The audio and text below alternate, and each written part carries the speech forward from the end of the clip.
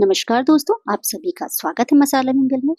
आज हम जा रहे हैं गाँव, क्योंकि मेरे बेटे का बहुत मन था। वो कभी गाँव गया नहीं है, तो हमने सोचा चलो गाँव होके आते हैं।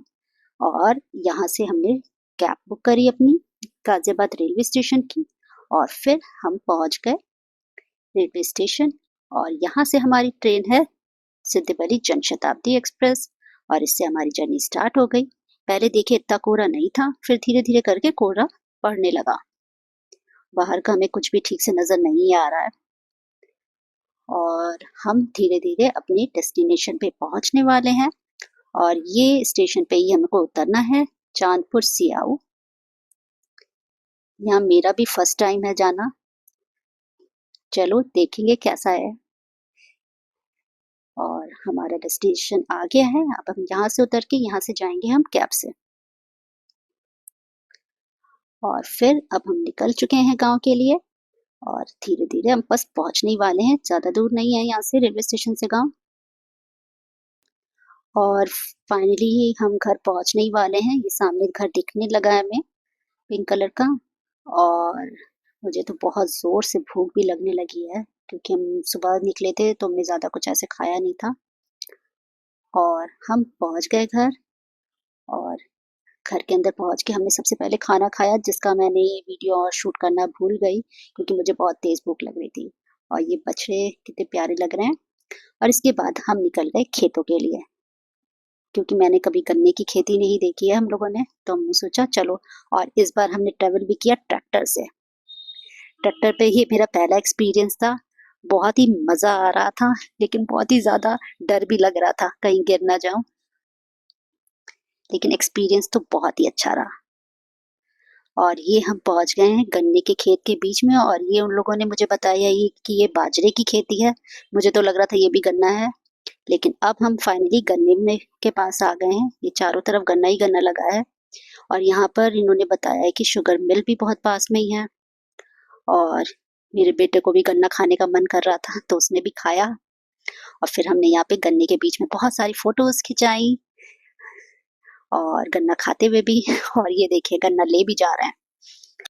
बेटे ने तो खूब मस्ती करी। उसको खुला मैदान मिला खेलने के लिए, तो वो सारे बच्चों के साथ बहुत खेला वहां पर। और उसने ट्रैक्टर भी चलाया, जिसको देख के मुझे और मेरे हस्बैंड को तो डर लग रहा था। हम लोग मना कर रहे थे, पर वो पूरा उसको गाइडेंस के अंदर उनके चला रहा था धीरे धीरे। बहुत बड़ी जगह नहीं है यहाँ पे, उसी में चलाया था उसने थोड़ा सा।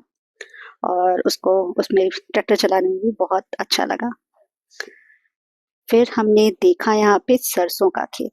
और सरसों के खेत को देख के तो मुझे शाहरुख खान की याद आ गई। तो मैंने भी सोचा कुछ शाहरुख खान के पोज दे ही दूं। फिर हमने कुछ यहाँ पे फोटो सेशन कराया अपना। फिर वो लोग हमको ले गए जहाँ पर गुड़ बनता है, वहां पर हमने देखा वहां पर कि गुड़ कैसे बनता है। और ये गन्ने का रस निकाला जा रहा था यहाँ पर। और उससे ये एकदम ताजा और गर्म गुड़ था, जिसको हमने खाया, जो खाने में बहुत ही ज्यादा टेस्टी था। और एकदम साफ और बहुत टेस्ट में, मतलब मैं क्या बताऊं, चॉकलेट को भी बात कर रहा था, इतना अच्छा था। और अंकल जी से मैंने कहा कि मैं उनका एक और वीडियो बनाऊंगी, उनका रिकॉर्डिंग करूंगी और उनको भेजूंगी उनके रिकॉर्डिंग। उसके बाद हमने देखा यहाँ पे, ये देखिए गन्ने का रस पकाया जा रहा है। और फिर उसको इससे में डाल के, जब पक जाता है तो उसको इसमें इस तरह से डाल के इन्होंने ये गुड़ बनाया है।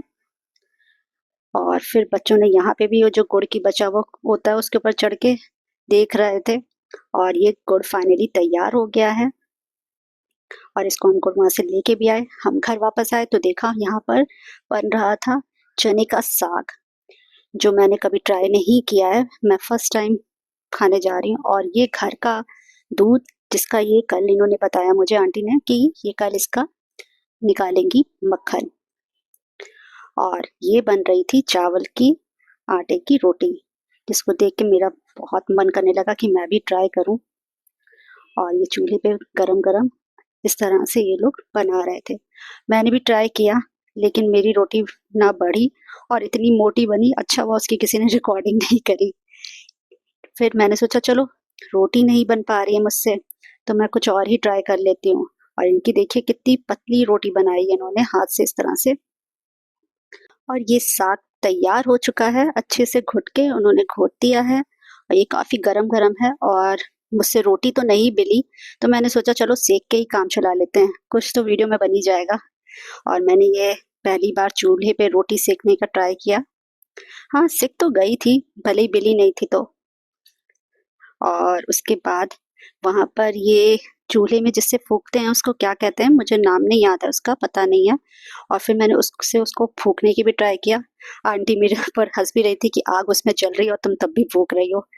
लेकिन फिर मैंने आंटी के साथ फ़ोटो खिंचाई और हमने खाना खाया और बैक टू हम ट्रेन में आ गए और हम वापस के लिए चल दिए।